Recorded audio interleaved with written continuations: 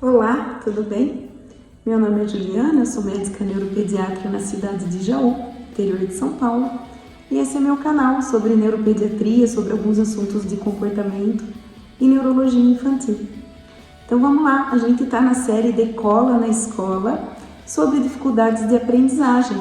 Quando eu fiz o primeiro vídeo, eu dei uma introdução geral e hoje, nesse segundo vídeo, a gente vai falar das condições de saúde geral que afetam a aprendizagem, sem entrar agora nas questões neurológicas específicas da aprendizagem, tá bom? Então, quais são esses motivos que a criança pode ter para ter uma dificuldade de aprendizagem?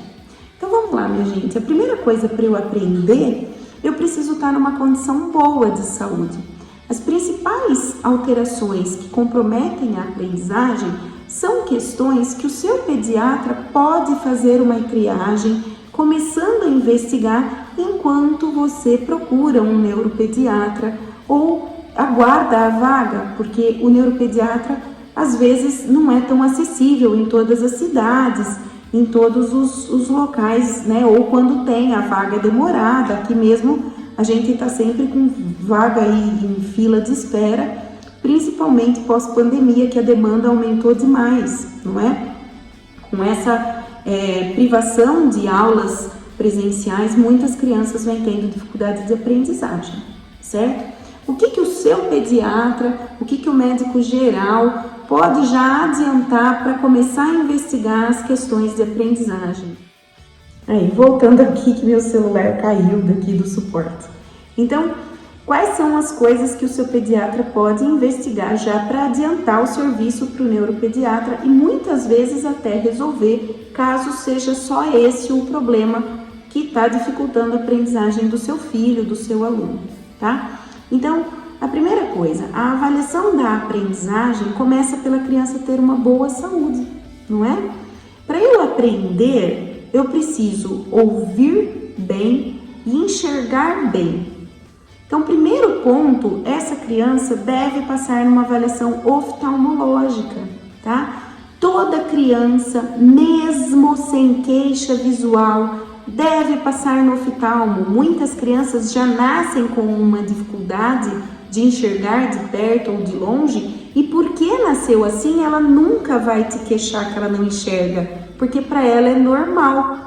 Tá? E às vezes é uma criança que derruba as coisas, que não consegue copiar da lousa, que não faz direito, não pinta direito no espaço, e a gente tá achando que é uma criança com problema da coordenação, e não é uma criança que não está enxergando direito, né? E ela não vai partir dela essa queixa. É muito frequente vir à consulta crianças com muitas queixas escolares e ao passar no oftalmo descobre que tem 3, 4, 5 ou mais até graus de miopia ou de hipermetropia, que precisa usar óculos, e ao colocar o óculos essa criança deslancha na escola e passa a fazer as atividades com mais qualidade.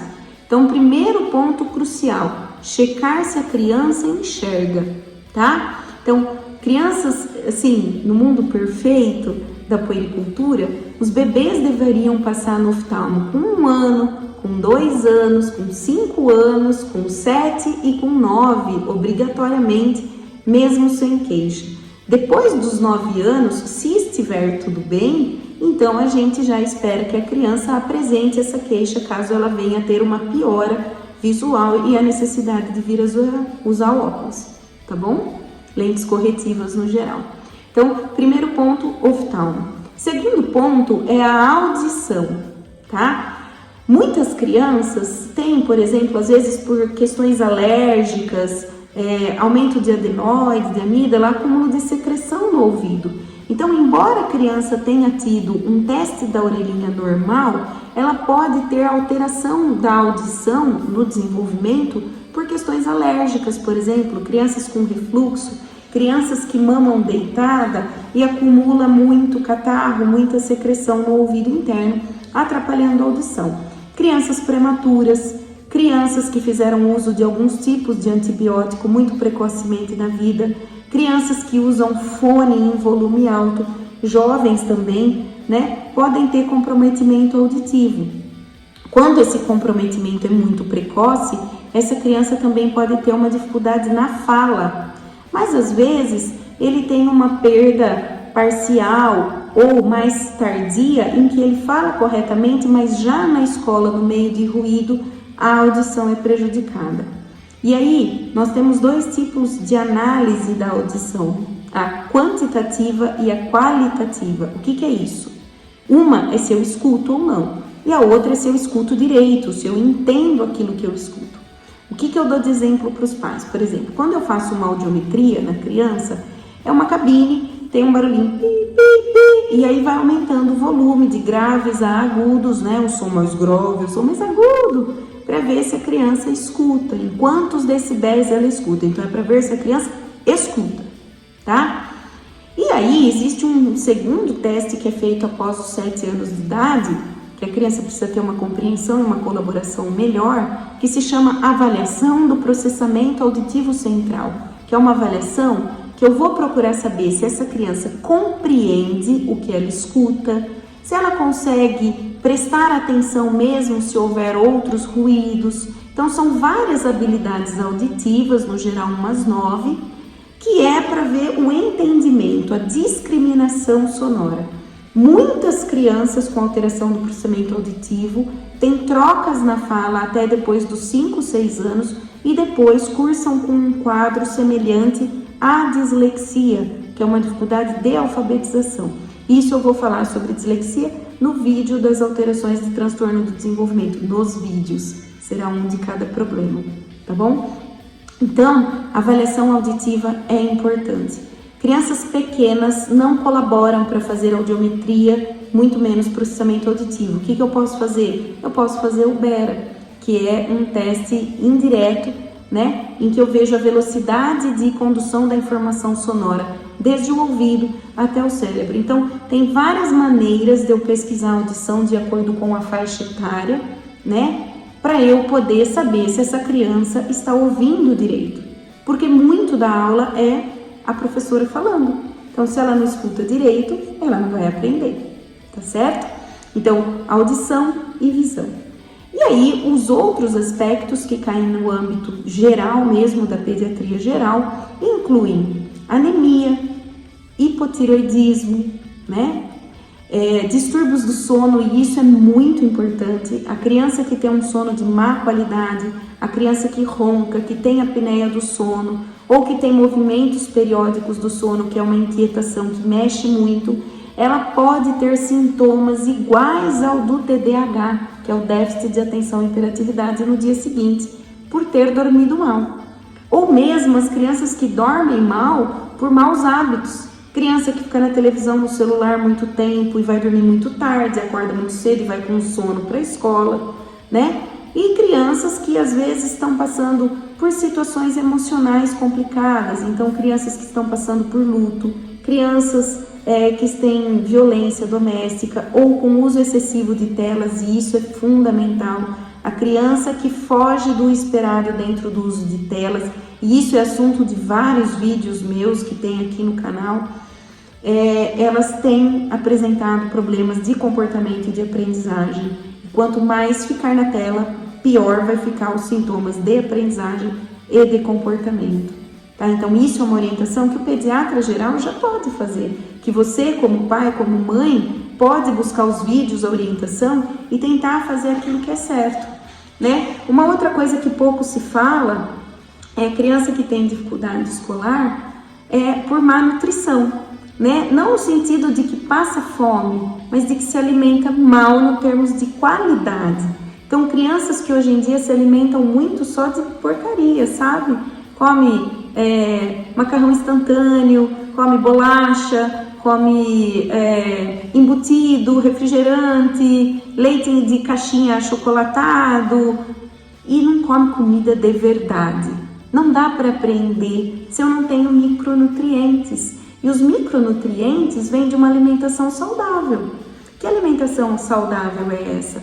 O arroz, o feijão, carne de verdade, de bicho de verdade, né? Peixe, porco, vaca, galinha, frango, ovo, né? Tem que ter proteína de origem animal.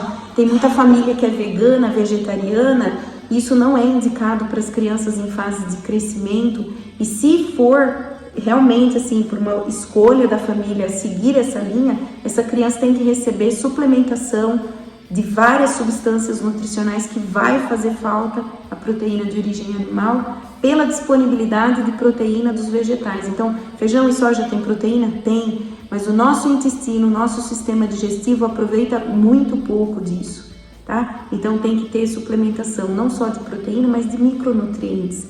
Ferro, zinco, selênio, magnésio, molibdênio, e aí eu preciso de vegetais frescos, eu preciso de verduras, frutas, legumes, eu preciso das castanhas, dos óleos de boa qualidade, que é o abacate, o azeite.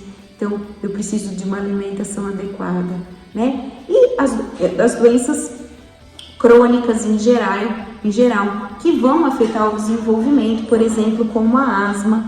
É nítido, todo mundo sabe, em pesquisas científicas, que as crianças asmáticas têm um menor desfecho de rendimento escolar pelo número de faltas na escola, pelo uso excessivo de antibióticos, corticoide e uma má circulação de oxigênio pela má respiração. Então, seu filho é asmático, para ele ir bem na escola, ele tem que estar bem controlado da asma. Seu filho é diabético, para ele ir bem na escola, ele tem que estar com diabetes controlada. Seu filho tem insuficiência renal, a gente tem que fazer um controle muito legal da dieta. Se ele já está numa situação dialítica, a situação é ainda um pouco mais complicada, até pelas faltas, pela condição que às vezes se associa até da ausência, né, da aula por causa da doença. Então, das anemias, então anemias não tratadas, né, são muitas condições de saúde geral que o desfecho, um dos desfechos pode ser a dificuldade escolar. Então, minha gente, a criança só aprende em condições ideais de vida, não é? Então, a gente já tem vídeos aqui no canal sobre estresse tóxico, então já entra mais nas questões emocionais que eu vou falar no próximo vídeo, tá? De saúde geral, enxergar, ouvir, dormir bem, comer bem é o primeiro passo, e tratar as condições de saúde geral. Ficou alguma dúvida? Manda aqui no canal pra gente, eu tô aberta à discussão.